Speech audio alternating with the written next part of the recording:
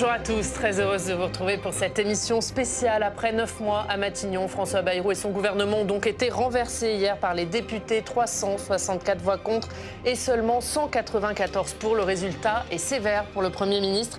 RN et Gauche ont unanimement voté contre, mais même au sein du socle commun, François Bayrou n'a pas fait le plein. Alors quelles sont les conséquences de ce vote? Qui pour remplacer Bayrou à Matignon? Faut-il une nouvelle dissolution? La droite demande la nomination rapide d'un nouveau Premier ministre. Gabriel Attal, la désignation d'un négociateur, et les Insoumis, la destitution d'Emmanuel Macron. La France, sans gouvernement, est entrée dans une nouvelle crise politique que nous allons analyser pendant cette heure et demie avec nos éditorialistes et les journalistes de la presse régionale. François Bayrou qui est à la une, vous le voyez, de la quasi-totalité de vos quotidiens régionaux ce matin. Retour à la case départ pour La Dépêche ou La Montagne, la crise pour Presse Océan et les dernières nouvelles d'Alsace, ou encore Au suivant, c'est le titre de nombreux quotidiens dont La Voix du Nord. Et pour commencer notre débat politique, 4 sénateurs avec nous en plateau. Bonjour Christine Lavarde. Bonjour. Merci beaucoup d'être là. Vous êtes sénatrice LR des Hauts-de-Seine. Rachid Temal va nous rejoindre dans quelques instants. Le sénateur socialiste Loïc Hervé, bonjour. Bonjour. Merci également d'être avec nous, sénateur Union centriste de la Haute-Savoie, et Yann Brossat. Bonjour, merci d'être là, sénateur communiste de Paris, porte-parole du Parti communiste. Avant de vous entendre, retour sur la dernière séance de François Bayrou et les réactions politiques à cette chute du Premier ministre avec Flora Sauvage. L'Assemblée nationale n'a pas approuvé la déclaration de politique générale. Fait inédit dans l'histoire de la Ve République. Avec 364 députés qui ont voté contre, le gouvernement est tombé lundi lors d'un vote de confiance. Dès la chute de François Bayrou, le premier secrétaire du Parti socialiste a réclamé la nomination d'un Premier ministre de gauche. Il est temps pour la gauche de gouverner à nouveau ce pays et de faire en sorte que nous puissions rompre avec la politique qui a été menée pendant 8 ans et donc faire en sorte que nous puissions avancer et donner à nouveau de l'espoir, remettre de la couleur à ce pays. On a vécu un moment totalement dépressif cet après-midi, mais ça fait des mois que les Français ont le sentiment de vivre en apnée.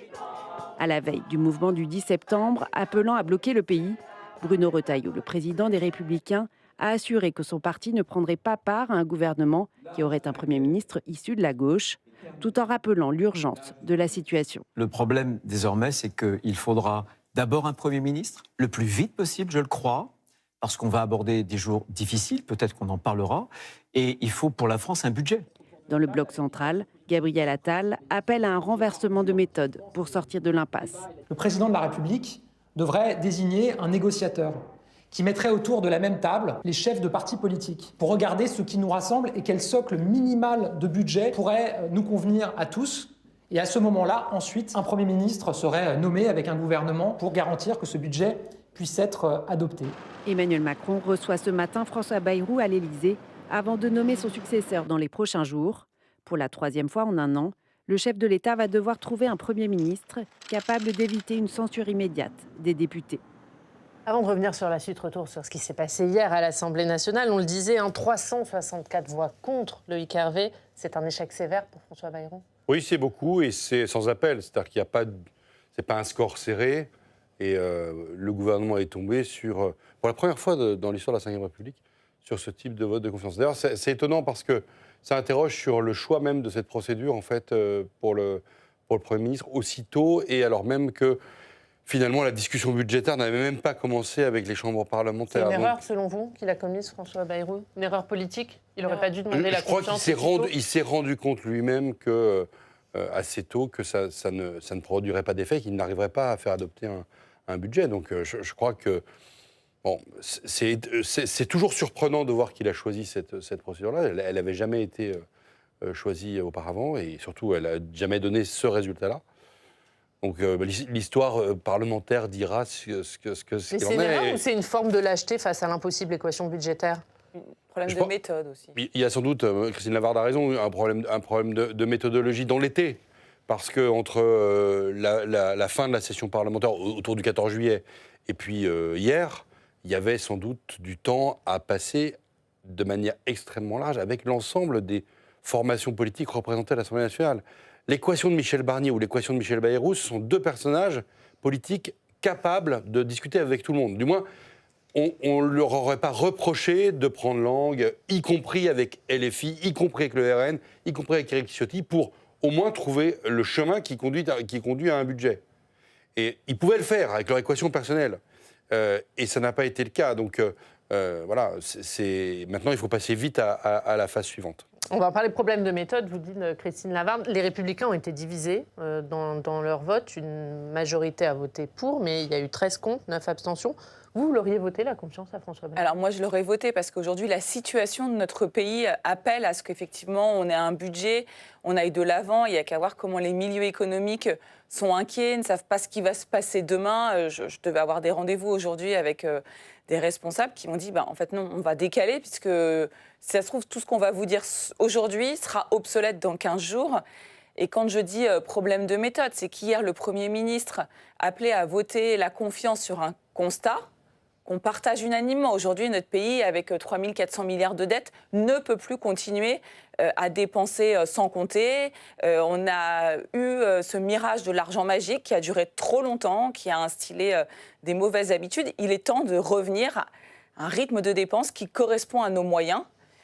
Mais le problème, c'est que si ce constat, effectivement, il peut être partagé assez largement, je pense que quel que soit le parti qui arrivera au pouvoir en 2027, il n'aura pas les coups des franches pour faire ce qu'il veut, parce que quoi qu'on en pense, il y a quand même la réalité des marchés, la réalité des milieux économiques. Le problème, c'est qu'en fait, les solutions ont déjà été présentées aux Français dans le discours du 15 juillet, et que dans ces solutions, dans ces réponses apportées, il y avait un certain nombre de points que nous ne partageons pas, notamment sur la question des 2 jours fériés. Ce n'est pas mettre plus de gens au travail pour augmenter le volume de cotisation, c'était continuer à faire cotiser plus ceux qui travaillent déjà. Et aujourd'hui, le problème en France n'est pas qu'on ne travaille pas assez quand on travaille beaucoup, on travaille plus que la moyenne des pays de l'OCDE, c'est qu'il y a trop de gens qui ne sont pas sur le marché du travail. Et c'est à ces problèmes-là qu'il faut s'attaquer. Donc si on est d'accord sur le constat, on ne partageait pas l'intégralité des solutions. Notre parti, les Républicains, nous étions prêts, bien évidemment, à discuter et à continuer à amender pour, in fine, voter un budget si le Premier ministre avait été jusqu'à présenter un budget devant le Parlement. Mais je comprends, du coup, mes collègues qui, eux, ont dit les solutions ne nous vont pas. On est d'accord avec le constat, mais problème de méthode, problème de calendrier. En juillet, sur le constat, nous aurions dit oui. Le problème, c'est qu'il y avait les solutions qui étaient déjà présentées. Et on va accueillir Rachid Temal, le sénateur socialiste du Val d'Oise, qui nous rejoint. Bonjour Rachid Temal. Bonjour. Merci d'être avec nous. La gauche qui unanimement a voté contre la confiance à François Bayrou. Est-ce que vous le partagez, le constat? Puisque le vote, il était sur la situation budgétaire de la France. Le constat, vous le partagez, Yann Brossard? Le Premier ministre aurait sans doute voulu que le vote porte sur le constat. La réalité, c'est que le vote ne portait pas que sur le constat. Comme le Premier ministre avait présenté dès le 15 juillet les propositions qu'il mettait sur la table pour remédier au constat qu'il adressait lui-même, inévitablement, les parlementaires se prononçaient aussi sur les solutions qu'il avait proposées. Mais je pense au fond que le vote d'hier, c'est un vote logique, parce qu'il met un terme à une situation totalement absurde. Nous avions un Premier ministre qui était issu d'un camp qui avait été battu à plate couture aux dernières élections législatives. Un Premier ministre qui prétendait résoudre les difficultés budgétaires du pays, alors même qu'il a soutenu tous les budgets depuis 8 ans qui ont conduit à un accroissement de la dette de 1 000 milliards d'euros. Et un Premier ministre qui, enfin, propose comme solution de demander aux plus modestes, aux travailleurs, à ceux qui n'ont que leur travail pour vivre, de mettre la main à la poche afin de préserver les privilèges des plus fortunés. Enfin, à un moment donné, cette équation, elle ne tient pas. Et il est bien logique qu'une majorité de parlementaires ait fini par rejeter ce Premier ministre et son gouvernement. Mais surtout, le Premier ministre, ces derniers jours, il a multiplié les prestations médiatiques, a cherché, au fond, à faire croire à une fable. Il a fait croire qu'il était confronté à des forces politiques récalcitrantes à l'effort, alors même que lui pouvait s'appuyer sur l'opinion des Français. La réalité, c'est que le Premier ministre était à la fois rejeté par les forces politiques et par les Français. Et j'ai envie de dire de manière encore plus massive par les Français eux-mêmes. Si hier, il y a eu une telle majorité pour le rejeter, c'est aussi parce que tout au long de l'été, les députés ont entendu leurs concitoyens dire qu'ils ne pouvaient plus de François Bayrou et surtout de sa politique. Et donc, ce qui doit être à l'ordre du jour maintenant, c'est un changement de politique. Pas seulement un changement de Premier ministre, un changement de politique. Il n'y avait pas de discussion possible entre les socialistes et François Bayrou, Rachid Temal? Pour discuter, il faut être deux. D'abord, je rappelle que le Premier ministre, l'ancien Premier ministre, a présenté son projet de budget qui est d'un budget injuste socialement et dangereux économiquement, le 15 juillet, après la session parlementaire. C'est assez surprenant comme démarche. Tout l'été, il a refusé tout dialogue. Et je rappelle que même hier, dans son discours, il a, j'allais dire, tapé, entre guillemets, les propositions des différentes oppositions. Il n'a jamais souhaité discuter, pour une raison simple. C'est que dès le 15 juillet, M. Bayrou préparait sa sortie. C'est ça la véritable histoire qu'on ne raconte pas. Dès le 15 juillet, il savait que ça ne marcherait pas. D'ailleurs, j'en veux pour preuve, si je prends les votes à l'Assemblée d'hier, si je prends les Républicains, près de la moitié des Républicains n'ont pas voté pour la confiance. Donc même le socle commun refusait. Je rappelle qu'en tout l'été, il y avait des silences assourdissants d'une partie du socle commun sur les propositions. Donc nous, on nous a fait des propositions. Mais on nous a expliqué, dès le début, M. Bayrou nous a expliqué que tout ça était à jeter. Donc en fait, il a choisi son ego plutôt que le pays, et on en est là aujourd'hui. Donc je pense que maintenant, il faut reprendre la méthode, reprendre la copie, et nous avons fait des propositions, comme d'autres forces politiques, et il faut maintenant commencer à en discuter. Parce que l'enjeu, il faut être honnête, sa solution, c'était, je l'ai dit, injuste et dangereux économiquement pour le pays et les Français. Bon. Il faut maintenant trouver un peu plus de raisons. Je crois que chacun sait qu'à l'Assemblée, il n'y a pas de majorité, aucun camp, aucun parti n'a de majorité seul. Il faut trouver les voies et les passages, mais ça, c'est là maintenant le débat qu'il faut qu'on ouvre. Mais maintenant, j'espère que la personnalité qui sera nommée par le Premier ministre, même si je préfère que ce soit une personnalité bien sûr de gauche, puisse être ouverte à la discussion, parce que je crois que l'enjeu qui est le nôtre, c'est comment on a un budget qui fait fonctionner le pays dans les prochaines semaines, et qui surtout redonne de l'espoir aux Français. Et c'est vrai que quand, dans le précédent, enfin, qui n'a pas été un projet de budget, on ne sait pas vraiment dire ce que c'était l'effort, je rappelle que c'était la 3e réforme sur les chômeurs. Par contre, quand il s'agit la question d'avoir en coup de cas, de faire que toute la France participe à l'effort, les plus riches, eux, étaient exonérés. Donc ça ne pouvait pas fonctionner. Et puis, je ne parle même pas de la saignée auprès des collectivités, etc. Donc tout ça n'est pas acceptable, et je crois qu'il le savait depuis le début.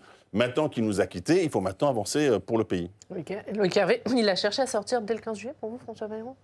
Non. Tout ça a été préparé ? Je ne suis pas certain. On voit que la période de l'été n'a pas été mise à profit suffisamment pour trouver la voie de passage dont Rachid Temal parle, c'est-à-dire une voie de passage politique sur les mesures proposées effectivement après le 14 juillet et les propositions des uns et des autres qui auraient pu être des amendements, comme on dit en procédure parlementaire, c'est-à-dire des modifications significatives, effectivement, sur le nombre de personnes qui travaillent, qui contribuent à l'effort, et puis aussi, il faut le dire quand même, mais près de la moitié de la dette souscrite aujourd'hui résulte des déficits des régimes sociaux. Donc il y a vraiment, c'est pas seulement le train de vie de l'État. Et j'espère que, au moins, s'il y a eu un mérite de la part de François Bayrou, c'est d'avoir mis la focale sur la dette, mais j'espère que le message a bien été entendu de comment elle se décompose en réalité. Des cadeaux fiscaux non financés, aux entreprises, des questions, dont des baisses d'impôts sur les entreprises, effectivement, le quoi qu'il en coûte général, Ukraine, Covid, etc., et la question du déficit des régimes de retraite. Donc ça, c'est vraiment la réalité à laquelle on doit faire face. La base de recettes de l'État. Et c'est vraiment donc ce pays... moi, je vais vous faire part d'un sentiment. Moi, j'ai traversé le pays à 2 reprises cet été. Le pays n'est pas foutu en réalité. Ce pays a des ressorts incroyables. Il y a énormément de gens qui ont des idées, qui travaillent, etc. Donc, cette espèce de climat anxiogène à la veille d'un grand mouvement social dont on ne sait pas trop d'où il vient, si il vient de l'extrême droite ou de l'extrême gauche, c'est quand même... Moi, je crois que le pays n'est pas foutu. Et donc, le nouveau Premier ministre qui sera nommé dans les jours qui viennent, c'est ça, c'est aussi de porter un discours positif et pas seulement hyper anxiogène. Et justement, François Bayrou, qui espérait rallier les Français, en est à la veille du 10 septembre, où un mouvement Bloquons tout est envisagé. Dès hier, dans plusieurs villes de France, on va le voir, à Rennes, à Paris, à Pau, à Marseille, des milliers de manifestants ont fêté la chute de François Bayrou. Des pots de départ étaient organisés, notamment devant des mairies. On va écouter l'un des manifestants, c'était à Marseille. Une forme de soulagement parce qu'il avait quand même préparé pendant l'été dans le dos des Français un plan d'austérité massif. On faisait les poches des pauvres au lieu d'aller chercher l'argent où il était. Donc ça veut dire qu'avec le départ de François Bayrou, c'est l'abandon de ce plan. Donc ça, c'est déjà une bonne nouvelle. Alors on entend ce manifestant un plan d'austérité massif. L'abandon de ce plan est une bonne nouvelle, dit-il. Qu'est-ce que vous en pensez, Christine Lavarde, de ces manifestations et de ce que dit hier soir ces manifestants ? Alors le sujet, c'est que dans le plan d'austérité, en fait, déjà les milliards, est-ce que 44 milliards, 20 milliards, ça parle vraiment aux Français? J'en suis pas convaincue, et on n'a pas les ordres de grandeur. Mais déjà, dans ces 44 milliards, il y a une partie, c'est uniquement, on n'augmente pas la dépense par rapport à ce qui aurait dû être si jamais on ne fait rien, et ça représente quasiment la moitié de l'effort. Donc finalement, le véritable effort de diminution de la dépense, il porte en gros sur une grosse vingtaine de milliards. Donc, voilà, budget d'austérité. Enfin, aujourd'hui, quel ménage dépense plus qu'il ne reçoit? Enfin, je veux dire, si la France était un ménage, on serait à la Banque de France en procédure de surendettement depuis bien longtemps. Donc, je ne sais pas si on peut parler d'austérité. Le problème, c'est que ces chiffres, ils ne parlent pas, ils ne représentent rien. Et moi, j'ai aussi l'impression, un peu comme Loïc Hervé, je me suis déplacée, j'ai entendu, alors que d'habitude, l'été, spontanément, les gens nous posent des questions, veulent avoir notre avis sur telle situation. Mais là, personne ne m'a parlé de politique. Et j'ai sondé auprès de moi d'autres personnes qui m'ont dit pareil. En fait, les gens un rejet de la politique. Non, les gens n'attendent plus rien des politiques. Et j'ai l'impression que les gens se disent qu'en fait, c'est aide-toi et le ciel t'aidera. C'est-à-dire que je me débrouille. Et les gens se replient beaucoup sur leur sphère familiale, leurs activités, le quotidien, sans se projeter, en fait, se disant, bon, de toute façon, voilà, le Premier ministre va tomber. Bon, de toute façon, on le savait déjà. Comment vous le vivez, ça, vous, élus? C'est quoi? Du découragement pour vous? Ça pose question? En même temps, on nous dit on n'a rien fait. Moi, je peux vous le dire, je n'ai jamais fait autant de réunions pour préparer un budget. Personne n'a dit qu'on n'a rien fait. Non, mais je parlais de François Bayrou. Eh bien oui, mais moi, j'ai eu des réunions, plusieurs réunions avec les équipes. Le socle commun, mais pas avec les oppositions. Voilà, mais donc on peut. Et c'était, franchement, c'est le premier été. On voit le succès, puisque la moitié de chez vous n'a pas voté. Donc, les réunions ne devaient pas être convaincantes. On ne peut pas dire qu'il ne s'est rien passé pendant l'été. C'est-à-dire que chacun essayait, et même à l'intérieur du socle commun, justement, de faire évoluer les propositions sur lesquelles on n'était pas d'accord. Je pense que cette question des 2 jours fériés, elle était partagée par personne. On appartient tous les deux au socle commun. Voilà, il n'y avait pas un plébiscite pour la mesure. Mais et il y a d'ailleurs des sondages là, qui sortent ce matin sur le sentiment des Français. Et on voit bien qu'il y a un problème de confiance, ils sont désabusés. Et le meilleur indicateur reste quand même le taux d'épargne. Hein. Jamais les Français n'ont autant épargné qu'en ce moment, ce qui montre de l'inquiétude. Qu'est-ce qui est massif aujourd'hui, et d'ailleurs le témoignage que vous avez diffusé le montre, c'est le sentiment d'injustice profond ressenti par les Français. Moi, j'étais frappé par une chose. Pendant sa conférence de presse avant les vacances, quand il présente ses orientations budgétaires, François Bayrou développe toute une série de mesures qui visait à peser sur les classes populaires et les classes moyennes. 2 jours fériés supprimés, 4e réforme de l'indemnisation chômage depuis 2019, doublement des franchises médicales, donc une batterie de mesures extrêmement précises qui, de fait, s'attaquaient aux plus vulnérables. Et lorsque un journaliste lui pose une question sur les aides publiques aux entreprises, suite au rapport de la commission d'enquête parlementaire, il dit « on verra bien ». C'est-à-dire que vous avez d'un côté des mesures extrêmement précises, extrêmement dures, qui pèsent sur les classes populaires et les classes moyennes, et de l'autre, une imprécision totale sur, par exemple, la remise en cause de ces aides publiques aux entreprises, 211 milliards d'euros d'aides publiques aux entreprises, sans contrepartie. Et il ne s'agit pas de dire, ce n'est pas ce que dit le rapport évidemment, qu'il faut supprimer ces aides publiques. Il s'agit simplement de dire qu'on a besoin de plus de transparence et qu'on a besoin de les conditionner à un certain nombre de critères. Et là-dessus, on n'a pas entendu le Premier ministre avancer la moindre esquisse de solution. Et donc, inévitablement de tout cela, ce qui naît, c'est un sentiment d'injustice. C'est le sentiment que les efforts pèsent toujours immanquablement sur les mêmes, sur ceux qui travaillent, sur ceux qui sont les plus modestes et qui ont du mal à boucler leur fin de mois. Et pour moi, c'est ça le défi du prochain gouvernement. Si on a envie qu'il y ait de la confiance, il y a besoin qu'il y ait de la justice sociale. Alors on le disait, cette chute de François Bayrou, elle fait la une de la presse régionale. On va faire le tour de nos régions et pour commencer, on va à Nice. On retrouve Denis Caro. Bonjour Denis, merci beaucoup d'être avec nous, directeur des rédactions du groupe Nice Matin. Denis, en une de Nice Matin, la chute de François Bayrou. Oui, bonjour Oriane, bonjour à tous. Le saut dans le vide, c'est le titre de une de Nice Matin et c'est le sentiment qui domine ici et qui domine globalement chez les Français. C'est absolument pas la satisfaction que François Bayrou tombe, mais l'inquiétude. La France n'a plus de budget, la France fait face à une dette abyssale de 3 350 milliards et là, la France se retrouve sans Premier ministre, sans gouvernement, avec un horizon qui paraît bouché jusqu'à la présidentielle de de 2027. Et à la crise politique risque de s'ajouter une crise sociale. Il y a beaucoup d'inquiétudes aussi autour des journées de demain, 10 septembre, et de la journée de mobilisation du 18 septembre. Les préoccupations des Français, aujourd'hui, c'est pas de savoir si Xavier Bertrand ou Éric Lombard ou Gérald Darmanin va être nommé à Matignon, ou quelques autres personnalités de la société civile, mais c'est de savoir l'avenir qu'on leur réserve, comment on préserve son emploi, comment on défend son pouvoir d'achat. La France est à l'arrêt alors que le monde bouge partout. On voit que nos voisins en Italie, en Espagne relèvent la tête et la France s'enfonce dans le marasme. Ce qui est en cause, c'est le sort du pays. Les Français voient que on est aujourd'hui empêtré dans les petits jeux politiques, mais c'est pas du tout leur préoccupation et c'est ce que disaient vos intervenants précédents. Et vous le disiez, en plus de cette secousse politique, Denis, il y a une nouvelle crise qui se profile avec l'appel du collectif Bloquons tout. Oui, alors avec des premières manifestations qui ont débuté hier en France et également dans les Alpes-Maritimes et dans le Var. Petite mobilisation, quelques dizaines de personnes à Nice, à Antibes, à Toulon ou à Draguignan. Des manifestations assez symboliques. On demande surtout la démission d'Emmanuel Macron.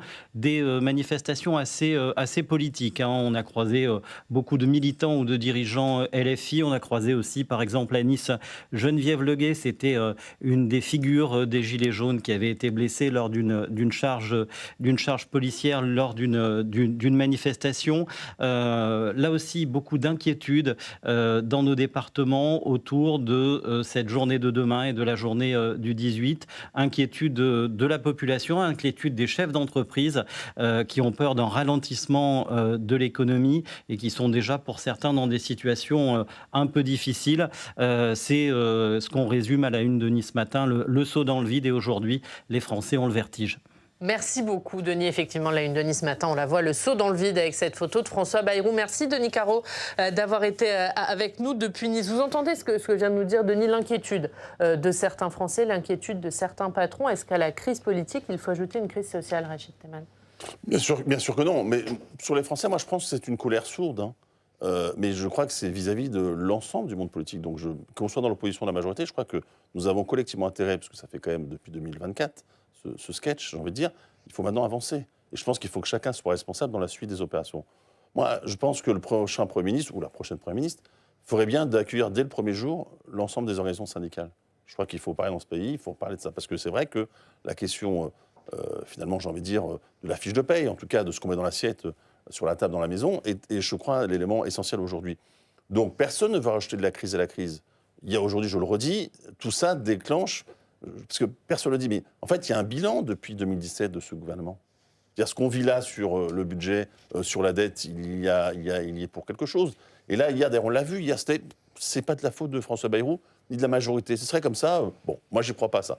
C'est un bilan très dur depuis 2017, mais maintenant, ce qu'il faut, je crois, c'est que chacun puisse avancer. Donc je leur dis, je pense que le dialogue social doit revenir au centre des débats, et je pense que ça doit être le premier acte. Mais pour vous, c'est depuis 2017. Parce que, par exemple, Marine Le Pen, dans son discours, elle a dit droite-gauche confondue. Oui, c'est normal, parce qu'elle est dans le populisme. Mais quand même, depuis 2017, parce qu'on n'a pas dit tout à l'heure, mais la baisse des recettes de l'État, quand vous retirez chaque année plusieurs dizaines de milliards d'euros, c'est comme tout le monde, au budget de l'État, à la fin, ça se voit. Et c'est aussi ce que nous vivons, parce que on nous a beaucoup parlé des dépenses à retirer, mais personne n'évoque la question des recettes. Je veux dire, que ce soit la taxe d'habitation, la CVAE ou toutes les etc., tout ça joue à la fin. Je veux dire, c'est pas compliqué. Je crois qu'un enfant de 4 ans comprend. Ça, c'est la politique depuis 2017. Donc, ce que nous disons, c'est qu'il faut regarder tous les côtés du paramètre. Mais je pense que il faut entendre ce que disent les syndicats le 18 septembre prochain. Il y a une mobilisation parce que, on l'a dit, les mesures qu'a François Bayrou allaient pénaliser encore les salaires. Cas pour ceux qui ont la chance de travailler, parce qu'il y a aussi la question des chômeurs. Donc je crois que ça doit être la priorité absolue du prochain gouvernement, c'est de recevoir les organisations syndicales, salariés, patronales, et je crois qu'aussi les associations d'élus, parce que les élus aussi jouent un rôle essentiel dans la période actuelle. Donc je crois que c'est les 2 premières actions. Il faudra recevoir bien sûr aussi les partis politiques. Vous voyez, je crois que c'est les 3 premières actions que devrait prendre un Premier ministre, parce que sinon, je crois que nous aurions de vraies difficultés. Et puis le dernier élément, moi je suis partisan d'une conférence des partis républicains sur la création d'un budget sans totem ni tabou, que chacun vienne sans totem ni tabou. Je crois que c'est essentiel maintenant que les partis républicains se retrouvent. Ça ne veut pas dire dans un gouvernement. Mais je crois que l'urgence aussi, c'est d'avoir un budget pour notre pays. Vous partagez la méthode, Loïc Hervé? Est-ce qu'on peut encore l'éviter, cette crise sociale? Il y a la journée de demain, il y a la journée du 17 septembre. Il y a deux choses à faire. D'abord, peut-être qu'on pourrait, on est sur Public Sénat, s'inspirer de ce que Yann Brossal a évoqué tout à l'heure, des travaux du Sénat depuis 2017. C'est-à-dire qu'en fait, s'il y a une chambre parlementaire qui n'est pas dysfonctionnelle, c'est bien nous. Et nous avons documenté un certain nombre d'éléments. On ne peut pas nous accuser, y compris la majorité sénatoriale, d'avoir été tendre avec Emmanuel Macron et avec ses gouvernements. On est aidant, on essaye de contribuer. Mais en 2024.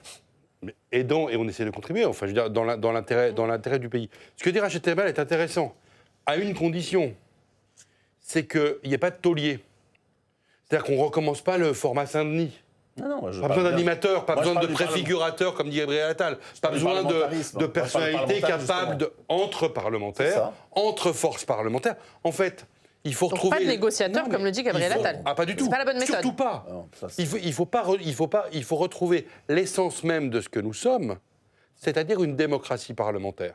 Et dans une démocratie parlementaire, discussion entre forces politiques, Rachid Temal a raison, et, le cas échéant, construction d'une coalition post-électorale à l'allemande, pour ceux qui le veulent, et qui sont en capacité de porter jusqu'au présidentiel un certain nombre de mesures sur lesquelles, en fait, on peut se mettre d'accord assez facilement, même à mon avis. La politique fiscale du président de la République, qui, pour l'instant, refuse de la bouger. C'est pour ça que je parle sans totem. Alors, il y a les questions, effectivement, pour moi, il y a les questions d'activité. Il y a les questions de recettes, il y a les questions aussi de dépenses, parce qu'il y a un certain nombre de dépenses qu'il faut quand même revisiter. Il y a des questions sans totem ni tabou, y compris des questions de fraude, parce que dans notre pays, il y a des recettes en moins qui viennent tout simplement de la fraude, donc on a des choses à faire. Mais elle irait d'où à où, juste cette coalition? Avec qui il faut discuter? La coalition, moi, je ne parle pas de coalition. Non, la coalition post-électorale à l'allemande, elle ne peut être composée que de ceux qui ont envie d'aller au gouvernement. C'est aussi simple que ça. Il peut y avoir tout à fait des formations qui veulent y aller et d'autres qui ne veulent pas y aller. Ça fonctionne comme ça actuellement. Le gouvernement de Friedrich Merz, comme le gouvernement d'Olaf Scholz, ce sont des gouvernements qui sont des gouvernements composés de formations qui n'ont pas été élus ensemble. Non. Mais avec une culture du compromis différente en Allemagne. Mais que nous devons trouver, retrouver. Enfin, la France est une démocratie mature. On n'est pas condamné à ne pas le faire. Et attention, si nous ne le faisons pas, parce qu'on a parlé de la question de la rigueur, les pays qui ont été concernés par une vraie rigueur, c'est les pays dans lesquels le FMI est intervenu et dans lesquels on a baissé les salaires des fonctionnaires, on a baissé les retraites de manière significative. Donc il faut faire très attention. Si nous ne sommes pas capables, dans nos capacités propres, à trouver des solutions, d'autres le feront pour nous.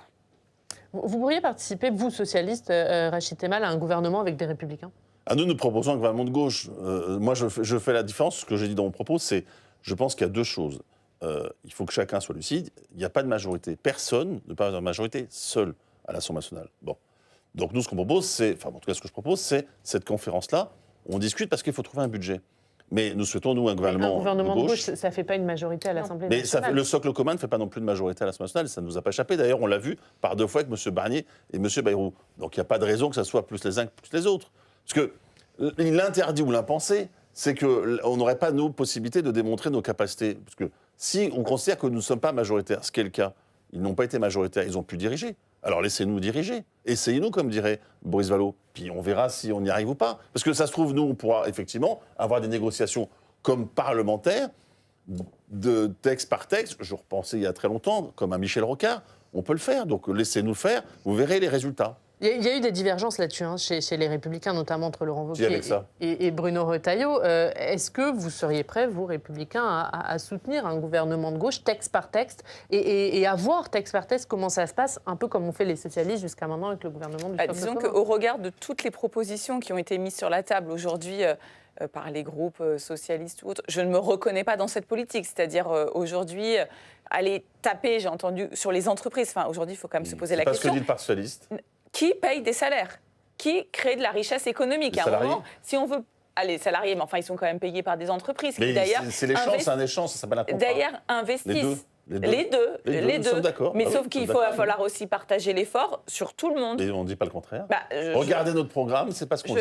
Et je crois qu'honnêtement, de François Mitterrand, Lionel Jospin ou François Hollande, Je crois que c'est les cas où nous avons rendu le pays avec une baisse du déficit, c'est quand il y avait François Hollande, donc là, où il y avait Lionel Jospin, donc la gauche donc là, clairement, vous expliquez que le NFP, c'est fini. Non, et que vous pouvez pas. Moi, je suis représentant du Parti socialiste. Je m'occupe du Parti socialiste. Donc je vous dis que les socialistes ont fait des propositions et pas celles que vous êtes en train de dénigrer. Parce que moi aussi, je me suis pas retrouvé dans vos propositions. Faire un grand arc républicain. Nous sommes prêts à gouverner et faire en sorte qu'on négociera texte par texte. Texte par texte. Texte par texte, au Sénat et à l'Assemblée. Mais pourquoi vous n'avez pas accepté cette méthode-là que vous avez vous-même mis en place? C'est ça que je ne comprends pas. Quand c'est vous, c'est possible, et quand c'est nous, c'est déjà impossible. Complètement séparés de vos anciens amis. Mais nous ne sommes pas avec LFI. Pour mener une politique tempérée qui aille dans le sens du pays. On peut le dire aujourd'hui. Dans le socle commun, on n'a pas mené la politique qui serait la nôtre. Vous savez très bien que LFI nous a dit qu'il ne serait pas. Nous ne voulons pas d'LFI au gouvernement. Et vous savez très bien qu'LFI a même dit que s'il y avait un gouvernement socialiste, il ferait tout pour le faire chuter. Donc vous avez la réponse. Ne faisons pas semblant comme si vous ne l'avez pas entendu. Il n'y aura pas de LFI si les socialistes sont appelés en responsabilité. Donc essayez. Donc un gouvernement 100% socialiste. Avec d'autres forces de gauche. Lesquelles? Nous pouvons parler avec les socialistes. Je vais laisser Yann Brossard répondre pour sa famille politique. Mais je crois que pour avoir un gouvernement de gauche, et comme vous, on ne sera pas majoritaire. Donc, comme vous, nous serions dans l'obligation de négocier texte par texte. Et après, sur les idées... Et après, on laisse parler Yann. Oui, bien sûr. Mais on a évoqué tout un tas de sujets. Mais il y a aussi le problème de l'organisation de l'État. Et pourquoi, finalement, une coalition à l'Allemagne peut marcher? C'est parce qu'en Allemagne, le pouvoir fédéral et le pouvoir des Länder, les Länder ont un vrai rôle. Et on a une politique qui est très décentralisée. Aujourd'hui, pourquoi des choses ne marchent pas dans notre pays? C'est qu'on décide en haut, avec tout un tas de critères. Quand on arrive sur le terrain, ça ne marche pas. Donc peut-être qu'aujourd'hui, le moment justement est venu et regardons quels sont les élus qui ont encore la confiance des Français. Globalement, ce sont les élus locaux, ce sont les maires qu'on va élire dans 6 mois. Peut-être que ce moment devrait être aussi un moment de respiration, de réorganisation et de se dire qu'il y a tout un tas de politiques, des politiques du quotidien, les politiques de soutien aux plus fragiles qui sont menées par les mairies en premier lieu et que c'est peut-être eux qu'il faut renforcer. Et il y a eu des erreurs qui ont été faites depuis 2017 qui, justement, ne vont pas dans le sens de renforcer le lien de proximité entre les citoyens et les élus en qui ils ont confiance, c'est-à-dire les maires. Vous savez, ce qui ne va pas, c'est qu'on oublie le vote des Français. Enfin, il y a un peu plus d'1 an, il y a eu des élections législatives. Ce n'est pas d'ailleurs de notre fait, c'est le président de la République qui, après que son camp ait reçu une claque monumentale, a fait le choix de dissoudre l'Assemblée nationale. Il y a eu un vote. Bon, il se trouve que à l'issue du second tour, c'est la gauche qui a obtenu le plus grand nombre de députés. Mais j'ai envie de dire même, au-delà de ça, ce qui s'est exprimé par des votes différents, c'est une sanction du camp macroniste et une volonté de changement. Et le président de la République, par des combines politiques, a fait le choix d'imposer une poursuite de la même politique qui pourtant a été rejetée par les Français dans les urnes. C'est pour ça que vous avez des mobilisations sociales. C'est pour ça que vous avez la journée du 10 septembre, que vous avez l'intersyndicale qui va se mobiliser le 18 septembre. C'est parce que quand les Français s'expriment dans les urnes et que leur voix n'est pas entendue, inévitablement, ils s'expriment dans la rue. Donc ce qui doit être à l'ordre du jour maintenant que François Bayrou a été rejeté, ce n'est pas simplement un changement de Premier ministre, c'est un changement de politique. Donc je pose la question, est-ce qu'on a encore le droit dans notre pays de mettre en œuvre une politique de justice sociale? Ou est-ce que le président de la République est là pour empêcher toute perspective de politique de justice sociale avec des combines politiciennes qui visent à l'éviter? Si demain, on a un Premier ministre issu du socle commun qui met en œuvre la même politique que celle qu'a menée Michel Barnier ou que celle qu'a menée François Bayrou, il subira exactement le même sort. Et nous irons de crise en crise. Donc il faut que le socle commun entende que dans notre pays, la justice sociale, ce n'est pas un gros mot, et qu'on a le droit de mettre en œuvre des politiques qui permettent une plus juste répartition de l'effort. Et je pense que ce serait sage que le président de la République l'entende et en tire quelques conséquences. Sinon, inévitablement, on aura une nouvelle dissolution, une crise politique qui va perdurer. Et après le départ de François Bayrou, les Insoumis veulent aller plus loin et demandent la destitution d'Emmanuel Macron. On va écouter hier soir le leader des Insoumis, Jean-Luc Mélenchon. Il était sur France 2. Et on va l'écouter dans quelques instants, Jean-Luc Mélenchon. Est-ce que vous êtes favorable à ça? Les Insoumis demandent la destitution d'Emmanuel Macron. Est-ce qu'il faut la destitution d'Emmanuel Macron, selon vous? Alors moi, n'ayant jamais été d'accord pour toute alliance avec les filles, je crois que chacun connaît ma position, chaque jour me conforte d'expliquer que la Chine, c'est une démocratie et de vouloir renverser les institutions. Dans les deux cas, je suis bien sûr en opposition totalement et frontalement avec ce mouvement-là. On va juste l'écouter, Jean-Luc Mélenchon, je vous dis la parole après Loïc Hervé. L'intermède musical. Le président de la République a montré que quand il dissout, il ne respecte pas le résultat. Quand il y a des élections à la date normale, il les perd toutes. Alors, s'il les perd toutes, son autorité est égale à 0. Son gouvernement, on en est à 4 premiers ministres. Il y a un choix à faire qui concerne l'orientation générale du pays. Nous sommes dans un moment dégagiste, vous en conviendrez avec moi. Et nous avons besoin, à la suite d'un mouvement dégagiste, d'un moment refondateur. Seule l'élection présidentielle dans ce pays, compte tenu de ce que sont les institutions, nous permet d'avoir ce moment refondateur. Les gens, qu'est-ce que vous préférez? Qu'on continue à couper et à détruire le service public, ou bien qu'on fasse une relance écologique et sociale? Ça me paraît simple comme alternative. Eh bien, il n'y a que l'élection présidentielle qui rend ça possible. Il n'y a que la présidentielle qui peut sortir du blocage, Loïc Hervé ? Moi, je trouve que les institutions sont d'ores et déjà assez malmenées pour qu'on en rajoute encore. Et d'ailleurs, cette espèce de ministère moral que Jean-Luc Mélenchon s'attribue à lui-même, qui consiste à dire que s'il prend le pouvoir, il mettra les préfets en prison, etc., c'est assez effrayant, en fait. Donc moi, transformer la France en Venezuela, c'est pas mon modèle. Donc, nous avons des institutions, revenons... On est au Parlement ici.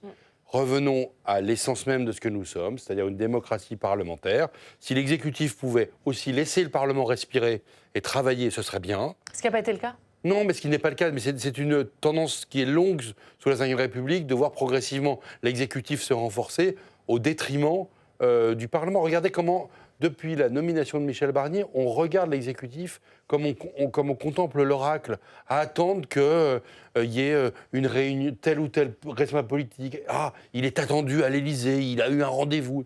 Enfin, ça va bien, quoi.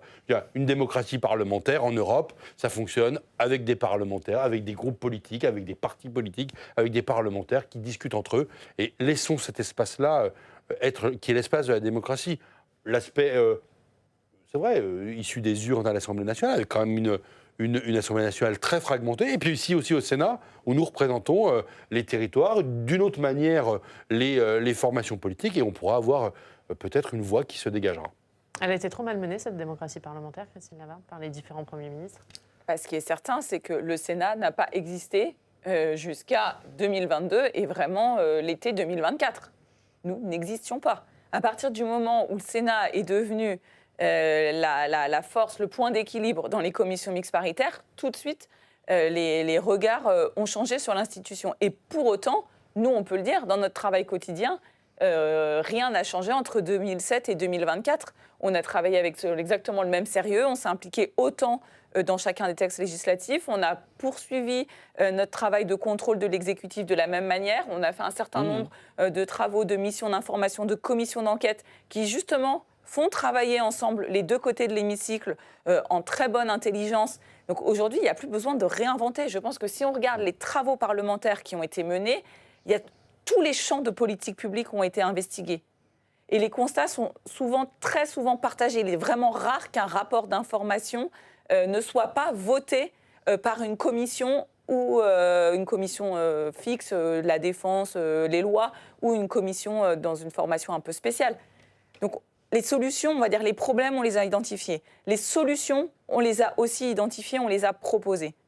Mais il est vrai que dans un système où on a une majorité à l'Assemblée nationale qui écrase tout, et bien finalement les contre-pouvoirs qui auraient pu apporter un peu de sagesse ne sont pas écoutés. Je pense que si on avait écouté le Sénat, on n'aurait jamais été supprimé la taxe d'habitation. Je ne veux pas revenir sur ce petit problème, mais qui pèse quand même chaque année pour 24 milliards dans le déficit de l'État. 10 annoncés. Voilà, contre 10 annoncés. Oui, mais parce qu'ils se sont en fait rendus compte qu'il y avait un problème d'équité des citoyens devant l'impôt, qu'il fallait exonérer tout le temps. Donc on avait les annoncés 10 sont à 24. Et que personne n'avait demandé. On pourrait mettre l'ISF dedans aussi. Voilà, qu'aucun citoyen qui payait de la taxe d'habitation trouvait que c'était usurpé. Parce qu'il d'ailleurs, il voyait bien les services qui lui étaient proposés par la collectivité à laquelle il versait cet impôt. Et justement, cette chute de François Bayrou a des conséquences sur les travaux parlementaires, sur les textes à venir, on va en parler. Mais d'abord, on va continuer le tour de nos régions avec la presse régionale direction les Antilles. On va retrouver Cyril Boutier, directeur éditorial de France Antilles. Comment, Cyril, cette chute du gouvernement Bayrou est-elle accueillie chez vous et quelles conséquences sur le quotidien des habitants des Antilles et de la Guyane ? Ici, aux Antilles et en Guyane, le moins que l'on puisse dire, c'est que les gens n'ont pas véritablement suivi la journée politique d'hier. Il est vrai qu'aux élections, notamment aux élections nationales, nous avons très souvent les plus forts taux d'abstention. Pourtant, la chute du gouvernement Bayrou va vite arriver dans l'esprit des gens, notamment aux Antilles, avec le projet de loi Vie chère et les mesures en faveur du pouvoir d'achat qui ont été présentées à la fin du mois de juillet par le ministre des Outre-mer, Manuel Valls, et donc avec un texte qui devait arriver au Sénat le 29 septembre. Idem pour la Guyane et les questions d'évolution institutionnelle. Les élus de Guyane avaient été reçus également en juillet par Manuel Valls. Un certain nombre de réunions devaient avoir lieu en cette deuxième partie du mois de septembre.